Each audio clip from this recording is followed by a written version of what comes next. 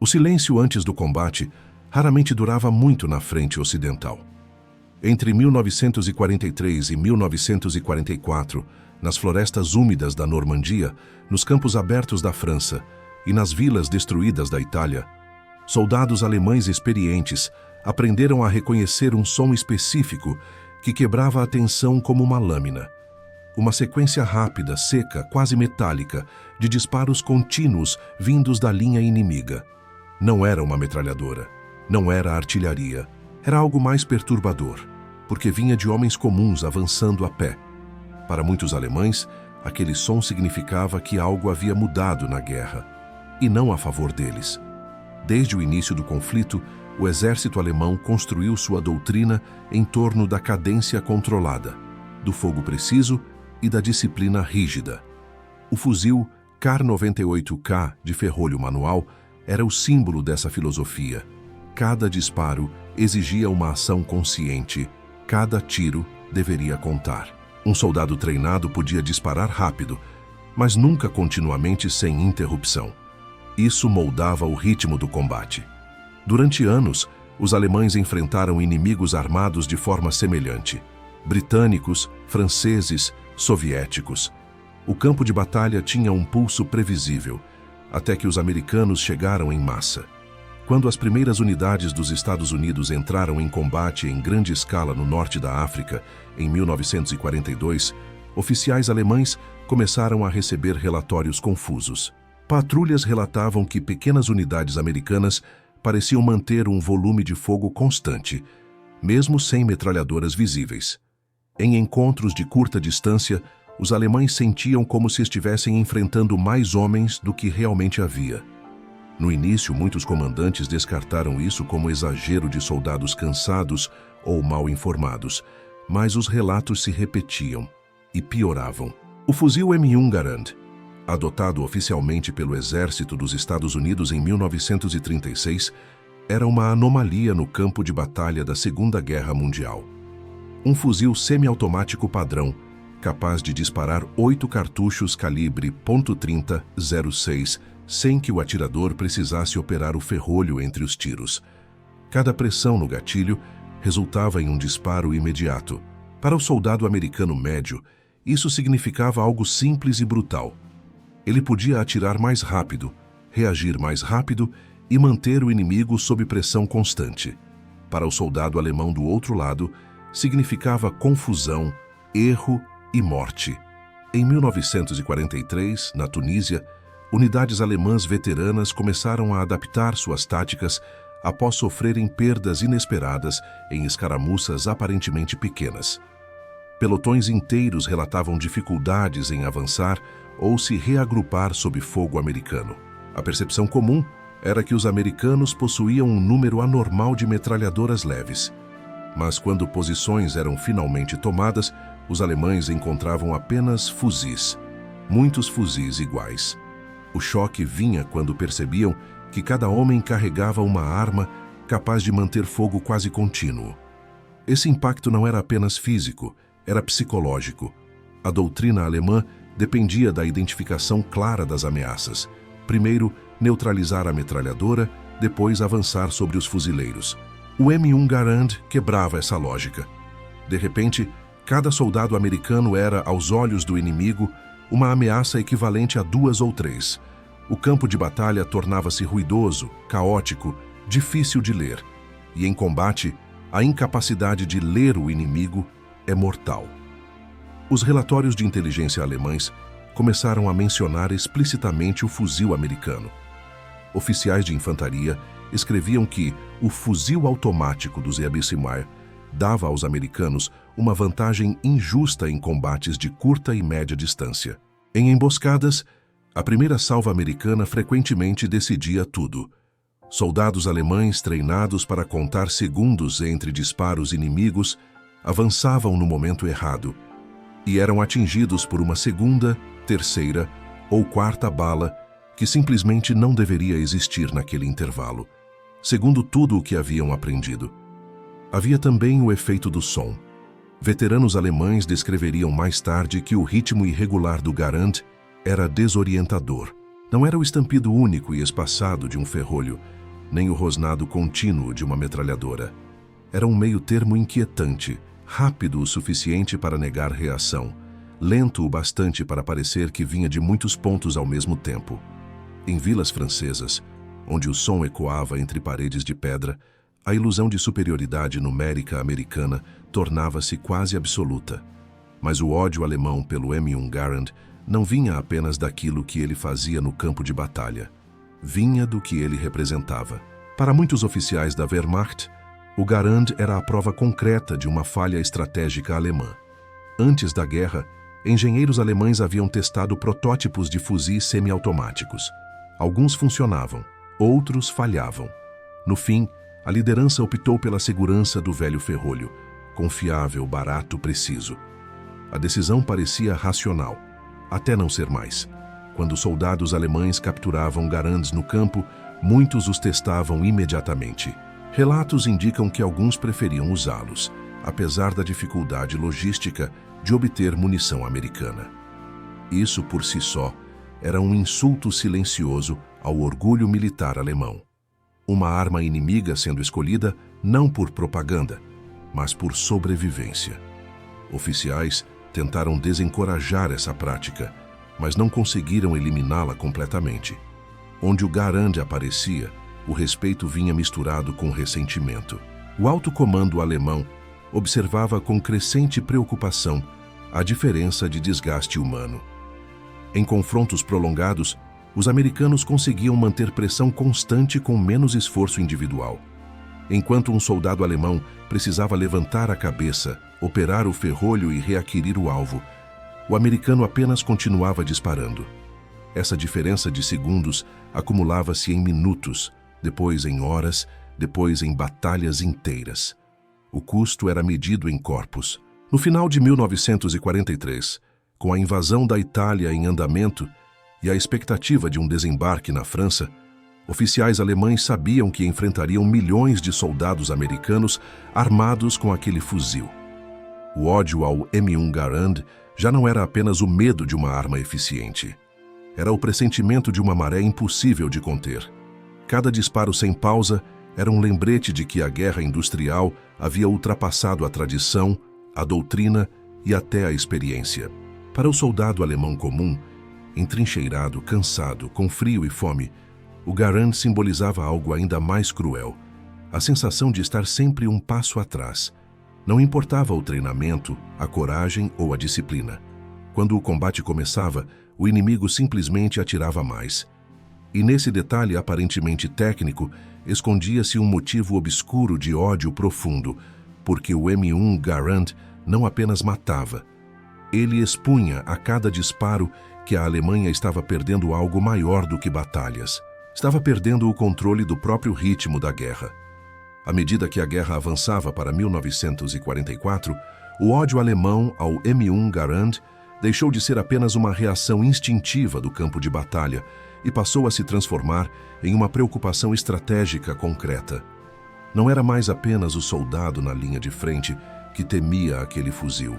Eram os oficiais, os planejadores e os analistas da Wehrmacht tentando entender por que, repetidamente, unidades americanas conseguiam avançar mesmo quando estavam em desvantagem numérica ou sob fogo intenso. A resposta começava sempre da mesma forma. O combate não seguia mais o ritmo esperado. Na doutrina alemã, o tempo era uma arma. Cada avanço era calculado com base em janelas curtas de oportunidade. O momento exato entre um disparo e outro. O intervalo necessário para o inimigo recarregar. A pausa inevitável após uma rajada. Essas frações de segundo definiam quem sobrevivia. Contra exércitos armados com fuzis de ferrolho, esse sistema funcionava. Contra os americanos, começou a falhar de forma catastrófica. Relatórios internos de 1943 e início de 1944 mostram uma mudança no vocabulário dos comandantes alemães. Termos como fogo inesperadamente contínuo, resistência anormal e capacidade elevada de reação aparecem com frequência crescente. Não se tratava apenas de mais munição ou mais homens. Tratava-se da impossibilidade de forçar o inimigo ao silêncio, mesmo por breves instantes. O M1 Garand garantia que, enquanto houvesse munição no clipe, o soldado americano permanecia letal. Essa realidade teve efeitos diretos no comportamento das tropas alemãs. Em ataques de infantaria, o avanço tornou-se mais hesitante.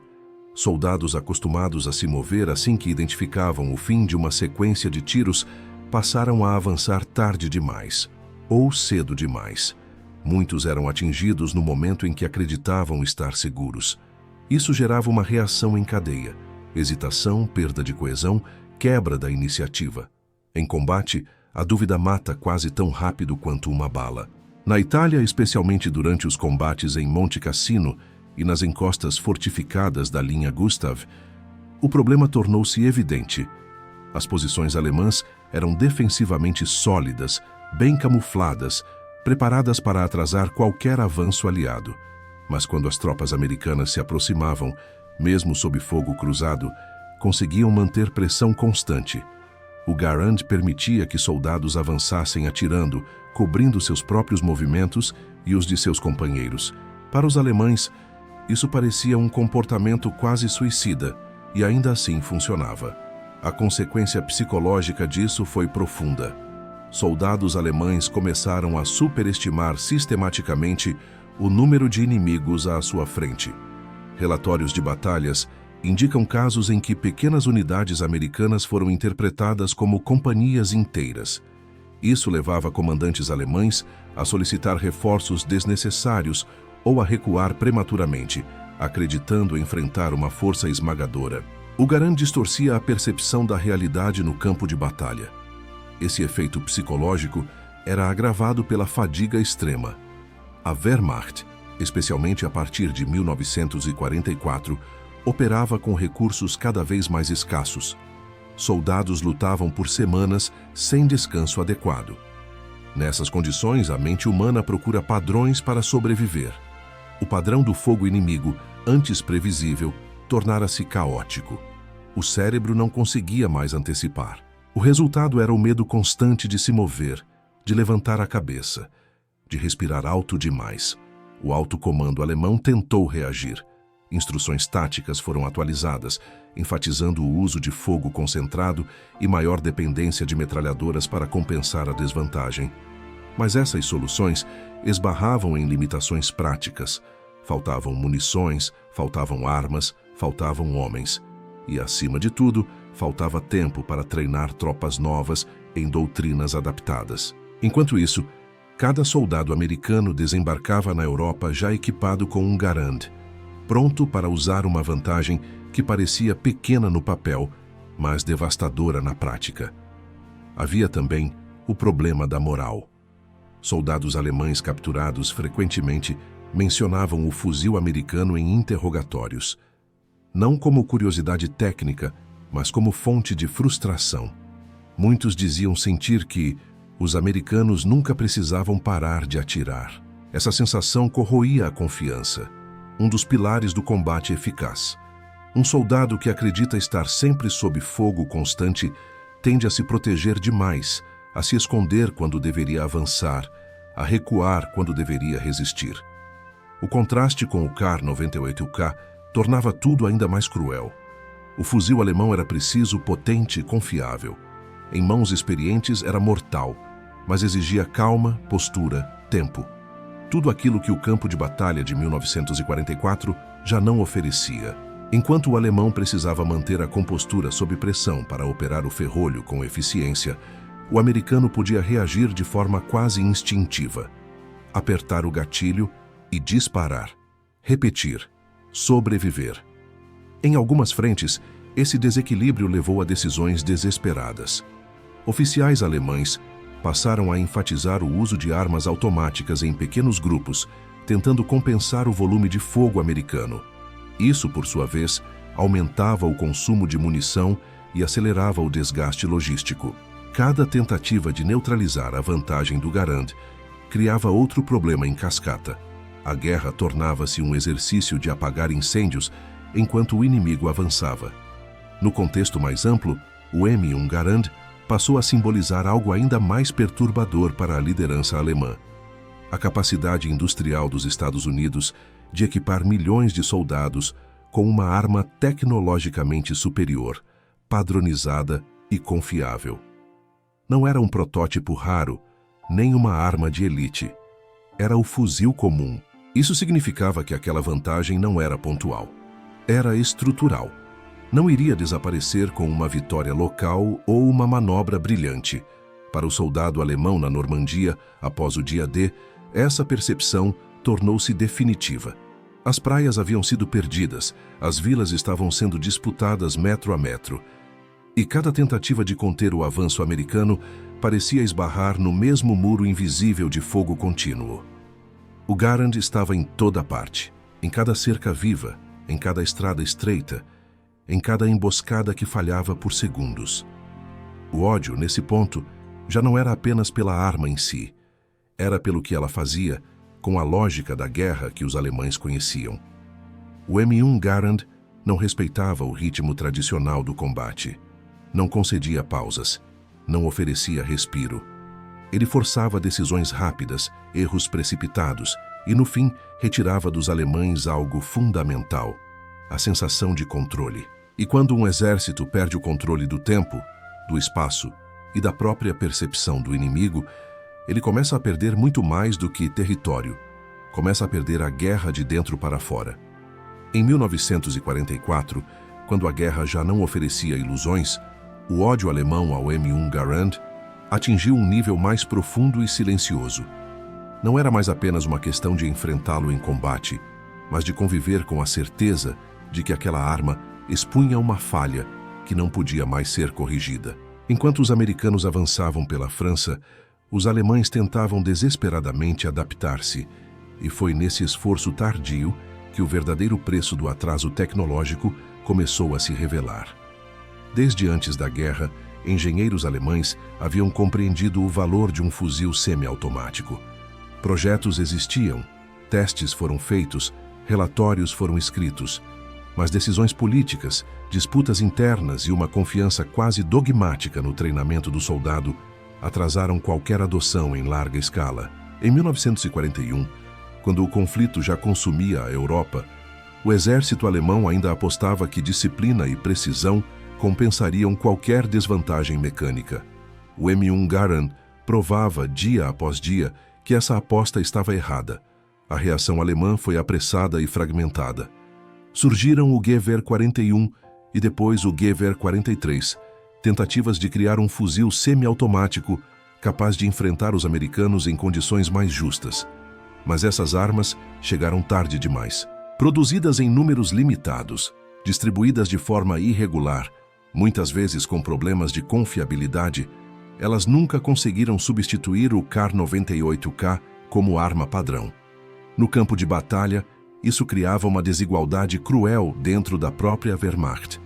Alguns poucos soldados tinham acesso a uma arma moderna, enquanto a maioria continuava presa a um sistema ultrapassado.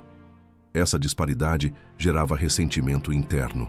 Soldados equipados com fuzis de ferrolho viam companheiros com Gewehrs disparando mais rápido, sobrevivendo mais, sendo escolhidos para missões específicas. A moral sofria. A confiança na liderança também. O resultado era o medo constante de se mover, de levantar a cabeça, de respirar alto demais. O alto comando alemão tentou reagir. Instruções táticas foram atualizadas, enfatizando o uso de fogo concentrado e maior dependência de metralhadoras para compensar a desvantagem. Mas essas soluções esbarravam em limitações práticas. Faltavam munições, faltavam armas, faltavam homens. E, acima de tudo, faltava tempo para treinar tropas novas em doutrinas adaptadas. Enquanto isso, cada soldado americano desembarcava na Europa já equipado com um Garand, pronto para usar uma vantagem que parecia pequena no papel, mas devastadora na prática. Havia também o problema da moral. Soldados alemães capturados frequentemente mencionavam o fuzil americano em interrogatórios, não como curiosidade técnica, mas como fonte de frustração. Muitos diziam sentir que os americanos nunca precisavam parar de atirar. Essa sensação corroía a confiança, um dos pilares do combate eficaz. Um soldado que acredita estar sempre sob fogo constante tende a se proteger demais, a se esconder quando deveria avançar, a recuar quando deveria resistir. O contraste com o Kar-98K tornava tudo ainda mais cruel. O fuzil alemão era preciso, potente e confiável. Em mãos experientes era mortal, mas exigia calma, postura, tempo. Tudo aquilo que o campo de batalha de 1944 já não oferecia. Enquanto o alemão precisava manter a compostura sob pressão para operar o ferrolho com eficiência, o americano podia reagir de forma quase instintiva. Apertar o gatilho e disparar. Repetir. Sobreviver. Em algumas frentes, esse desequilíbrio levou a decisões desesperadas. Oficiais alemães passaram a enfatizar o uso de armas automáticas em pequenos grupos, tentando compensar o volume de fogo americano. Isso, por sua vez, aumentava o consumo de munição e acelerava o desgaste logístico. Cada tentativa de neutralizar a vantagem do Garand criava outro problema em cascata. A guerra tornava-se um exercício de apagar incêndios enquanto o inimigo avançava. No contexto mais amplo, o M1 Garand passou a simbolizar algo ainda mais perturbador para a liderança alemã: a capacidade industrial dos Estados Unidos de equipar milhões de soldados com uma arma tecnologicamente superior, padronizada e confiável. Não era um protótipo raro, nem uma arma de elite. Era o fuzil comum. Isso significava que aquela vantagem não era pontual. Era estrutural. Não iria desaparecer com uma vitória local ou uma manobra brilhante. Para o soldado alemão na Normandia, após o dia D, essa percepção tornou-se definitiva. As praias haviam sido perdidas, as vilas estavam sendo disputadas metro a metro, e cada tentativa de conter o avanço americano parecia esbarrar no mesmo muro invisível de fogo contínuo. O Garand estava em toda parte, em cada cerca viva, em cada estrada estreita, em cada emboscada que falhava por segundos.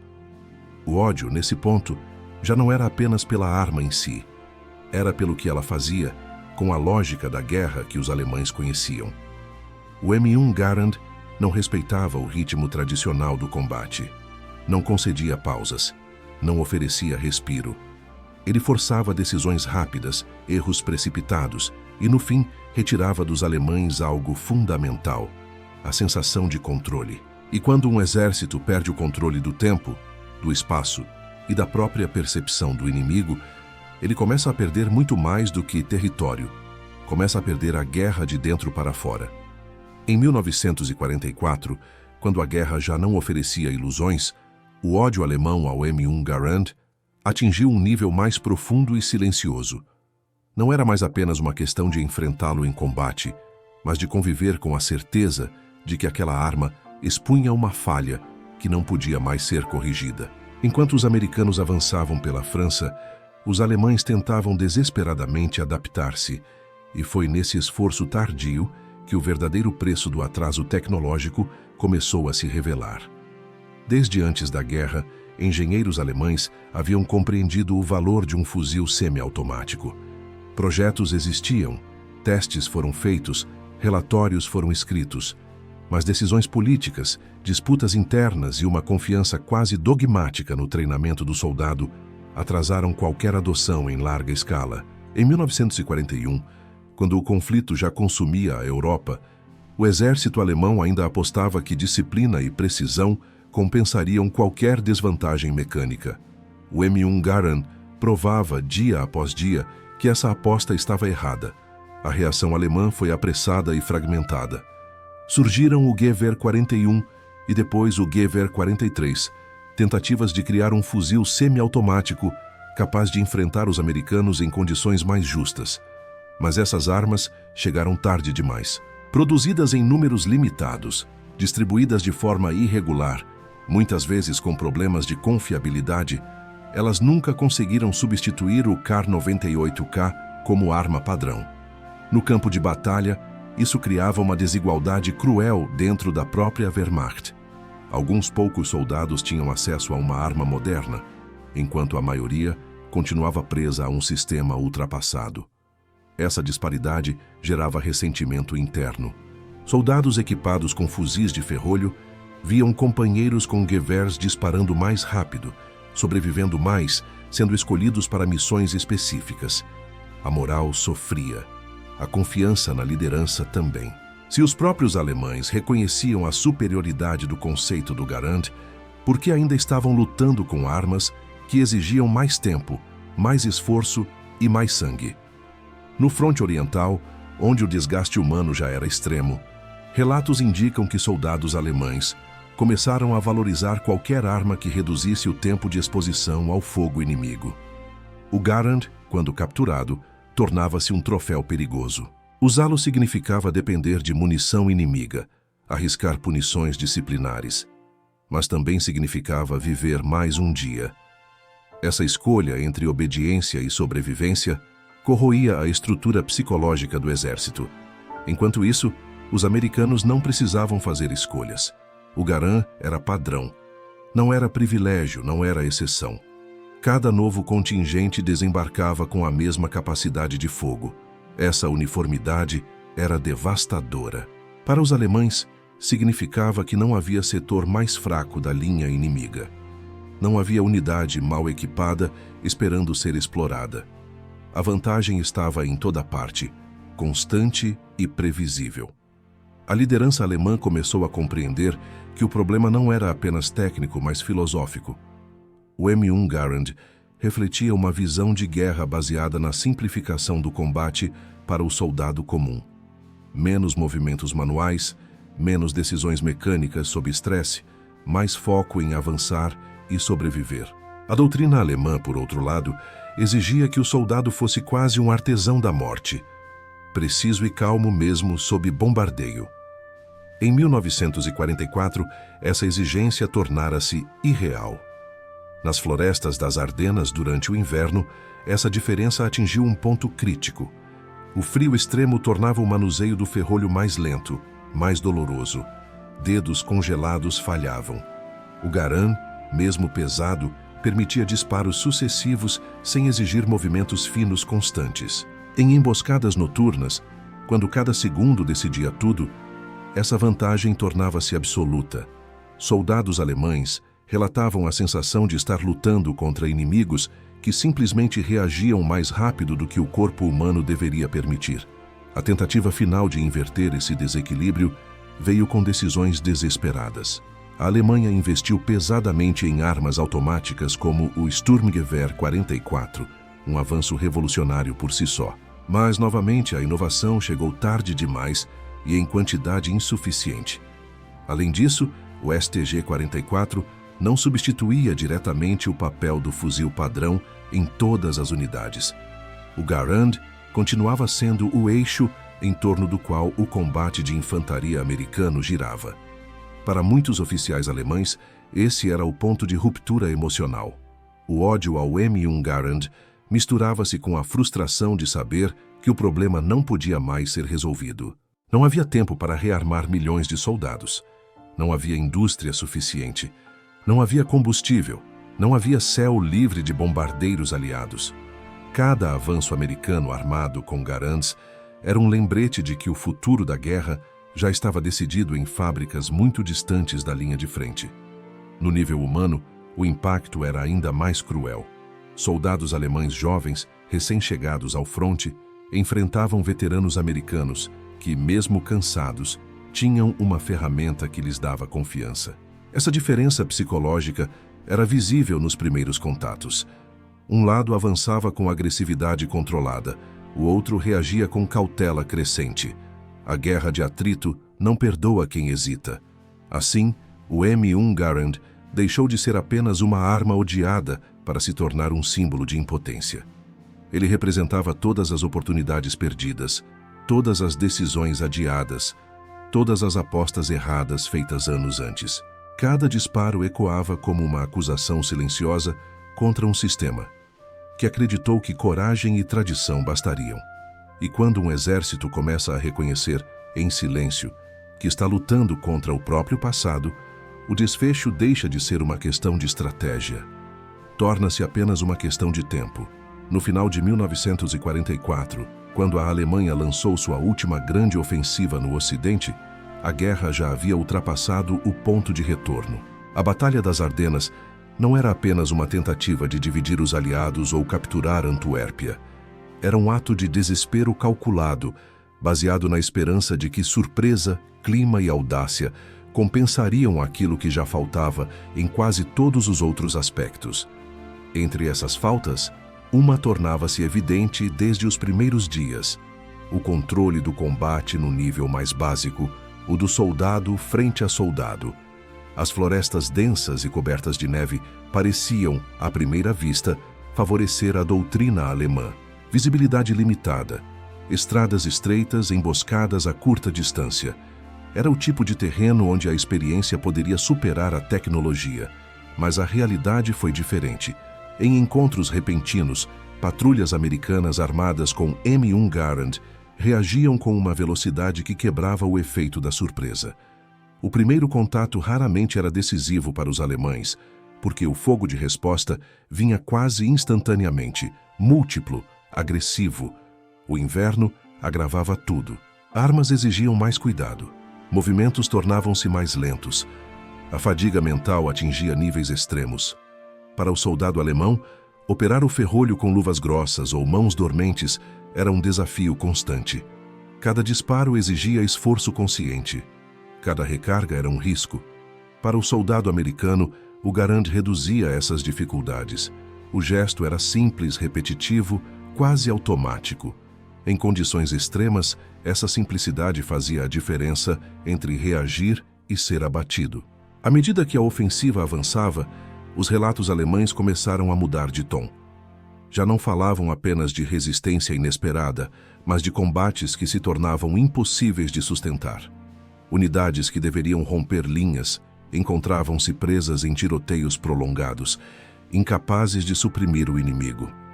O volume de fogo americano impedia manobras rápidas, obrigando os alemães a recorrer a soluções improvisadas que custavam tempo e vidas.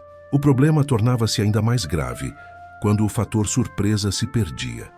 Uma vez alertadas, as tropas americanas transformavam cada posição defensiva em um ponto de fogo contínuo. Pequenos grupos mantinham áreas inteiras sob controle, algo que, na doutrina alemã, exigiria armas coletivas. O Garand permitia que soldados comuns desempenhassem papéis que antes dependiam de equipes especializadas. Isso desorganizava completamente o planejamento inimigo. O desgaste psicológico acumulado explodiu nesse período. Soldados alemães, já conscientes da inferioridade material e aérea, viam no combate terrestre sua última arena de igualdade. O Garand destruiu essa ilusão. Cada avanço frustrado reforçava a sensação de que o inimigo tinha sempre uma resposta imediata. Não havia mais pausas, nem brechas, apenas resistência constante. Nos bastidores, oficiais alemães começavam a aceitar aquilo que não podiam dizer em voz alta. A ofensiva dependia de um ritmo rápido, quase ininterrupto. Mas esse ritmo era constantemente quebrado por confrontos que se arrastavam além do previsto. Cada atraso consumia combustível, munição e, sobretudo, moral. O inimigo, armado com uma tecnologia simples mas eficaz, ditava o tempo da batalha. Havia também o peso simbólico. Ver soldados americanos, muitos deles jovens e sem a experiência de anos de campanha, enfrentarem veteranos alemães em condições tão duras e ainda assim manterem a iniciativa era um golpe profundo.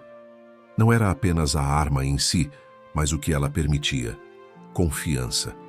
O Garand dava ao soldado americano a sensação de controle, mesmo em situações caóticas. Para o alemão, essa confiança parecia quase injusta. Quando a ofensiva começou a falhar, a retirada tornou-se inevitável. E na retirada, o problema se agravava. Cobrir recuos sob fogo constante era uma tarefa quase impossível. Cada tentativa de reorganização era interrompida por novas trocas de tiros. O Garand, novamente, negava o silêncio necessário para respirar, pensar, escapar. Ao fim de janeiro de 1945, a Batalha das Ardenas estava perdida. Para a Alemanha, não foi apenas uma derrota estratégica. Foi a confirmação definitiva de que a guerra havia se tornado algo que eles já não conseguiam controlar no nível mais básico. O soldado alemão, exausto e consciente do fim próximo, carregava consigo um ódio silencioso por aquela arma inimiga que parecia estar em todos os lugares. O M1 Garand havia sobrevivido à última aposta alemã. Mais do que isso, havia ajudado a destruí-la, não com genialidade revolucionária, mas com uma eficiência implacável. Ele não precisava ser perfeito. Precisava apenas estar sempre pronto, sempre disparando, sempre lembrando ao inimigo que o tempo da guerra já não lhe pertencia. Quando a guerra se aproximava do fim, em 1945, o ódio alemão ao M1 Garand já não era acompanhado de esperança de superá-lo. Restava apenas a compreensão amarga do que aquela arma havia significado do início ao fim.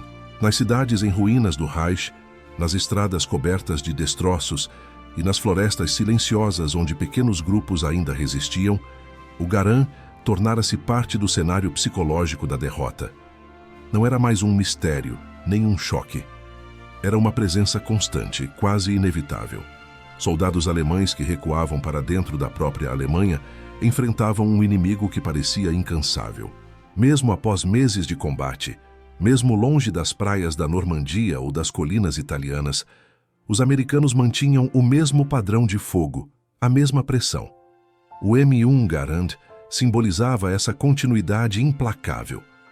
Enquanto tudo ao redor da Wehrmacht se desintegrava, linhas de suprimento, comando, comunicação, o fuzil americano permanecia funcional, padronizado, confiável. Isso tinha um efeito devastador na moral. Relatos do final da guerra mostram que muitos soldados alemães já não odiavam o Garand apenas por sua eficácia, mas pelo que ele revelava sobre o próprio conflito. Ele expunha que a guerra havia sido decidida não apenas por grandes batalhas ou líderes carismáticos, mas por decisões industriais, logísticas e filosóficas tomadas anos antes. Cada soldado americano armado com um Garand era a materialização dessas decisões, marchando diretamente para o coração do Reich. Em interrogatórios após a rendição, veteranos alemães frequentemente mencionavam o fuzil americano espontaneamente, não como curiosidade técnica, mas como símbolo de uma desigualdade sentida na pele. Muitos afirmavam que, no combate final, já esperavam estar em desvantagem antes mesmo do primeiro tiro. Essa expectativa moldava o comportamento. Unidades rendiam-se mais rápido, evitavam confrontos diretos, escolhiam sobreviver. O Garand, nesse contexto, tornava-se uma arma psicológica mesmo quando não disparava. O contraste final era cruel. A Alemanha, que havia iniciado a guerra com uma reputação de excelência técnica e inovação militar, terminava o conflito enfrentando uma arma simples, robusta e eficiente, distribuída em escala massiva. O M1 Garand não era sofisticado no sentido clássico alemão, não exigia ajustes finos nem manutenção complexa. Ele funcionava nas mãos de soldados comuns, em condições extremas, repetidamente. Essa simplicidade era, paradoxalmente, sua maior sofisticação. Para muitos oficiais alemães sobreviventes, a lição era dolorosa. O Garand demonstrava que a guerra moderna não premiava apenas precisão ou tradição, mas a capacidade de reduzir o esforço humano necessário para matar e sobreviver. Ele tirava do soldado a carga de decisões mecânicas sob estresse e permitia foco total na ação. A Wehrmacht, presa a uma visão mais antiga de combate, pagou o preço dessa diferença. No nível humano, o impacto foi ainda mais profundo. Soldados alemães que haviam lutado desde o início do conflito viam no Garand a confirmação de que seu sacrifício fora, em muitos aspectos, desperdiçado. Não por falta de coragem, mas por escolhas estruturais que jamais estiveram sob seu controle. O ódio à arma misturava-se com a sensação de traição silenciosa por parte de um sistema que os enviou à guerra sem as ferramentas necessárias para vencê-la. Quando a rendição finalmente ocorreu, em maio de 1945, o M1 Garand estava presente em praticamente todos os setores ocupados pelos americanos. Ele havia acompanhado o soldado do desembarque à vitória final. Para os alemães, isso consolidou sua imagem definitiva. Não apenas como uma arma superior, mas como um símbolo do novo tipo de guerra que havia esmagado o velho mundo militar que conheciam. O motivo obscuro do ódio alemão ao M1 Garand, no fim, não era apenas o número de mortos que ele causou. Era o fato de que ele expunha uma verdade impossível de ignorar. A Alemanha não perdeu apenas para exércitos maiores ou líderes mais numerosos. Perdeu para uma filosofia de guerra que entendia que vencer significava facilitar o combate para o soldado comum, multiplicar sua eficiência e mantê-lo sempre em ação. Cada disparo do Garand foi, ao mesmo tempo, um tiro físico e um golpe simbólico. Ele feriu corpos, mas também feriu certezas. Destruiu a ideia de que tradição e disciplina bastariam contra a indústria, a padronização e a simplicidade funcional. E foi por isso que, muito depois do último tiro ser disparado, muitos alemães ainda se lembrariam daquele fuzil com um sentimento que ia além do medo. Era ódio, sim, mas era também o reconhecimento silencioso de que naquele detalhe aparentemente pequeno, a guerra havia sido perdida muito antes de chegar ao fim.